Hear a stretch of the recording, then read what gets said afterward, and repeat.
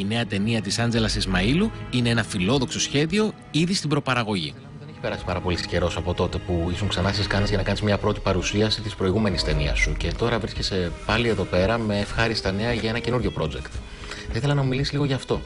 Η καινούργια ταινία, η οποία είναι σε προπαραγωγή, είναι η πόλη μιας νεκρής γυναίκας. Έχω γράψει ήδη το σενάριο. Είναι η ιστορία μιας Ελληνίδας τραγουδίστρια της όπερας που ψάχνει να βρει καταφύγιο και να εγκαταλείψει τη δόξα και την σκηνή. Τη βρίσκει η ιστορία μου σε ένα ελληνικό νησί στο μέσο του χειμώνα και εκεί ένας καθολικός ιερέας και ένας Ισπανός σταυρομάχος θα συνδεθούν κάτω από τις νερές συνθήκες και ο ένας θα αλλάξει τη ζωή του άλλου.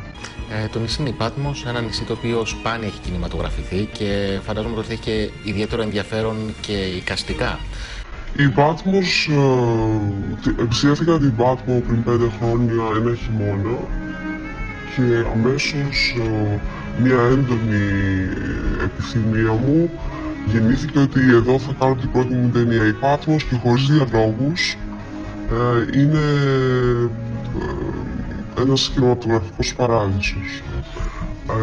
Ο Σεμπάστιαν Παλόμο Ντάνκο είναι ο γιος ενός από τους μεγαλύτερους σταυρομάχους της Ισπανίας. Ο πατέρας του Σεμπάστιαν Παλόμο Λινάρες μεγάλωσε τον Σεμπάστιαν στην εξοχή της Μαδρίτης και ο Σεμπάστιαν έβλεπε τον πατέρα του από μικρό να ταυρομαχεί. Δηλαδή σωλήνεται και σιγά γίνοντας ένας σταυρομάχος. Στο ίδιο 8 ετών είναι το ίδιο που πέραξε την Ελλάδα του ή που δεν μπορεί να ζήσει αυτή τη βαρετή ζωή της δικηγορίας και ξαναγύρισε πίσω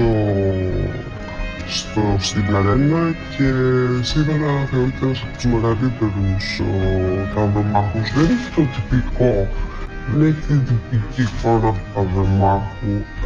Ο λόγος που διάλεγε το Σεμπάστιαν είναι η ευαισθησία του και τι προσποιεί και τρόπος που γεννείται μέσα στον χώρο.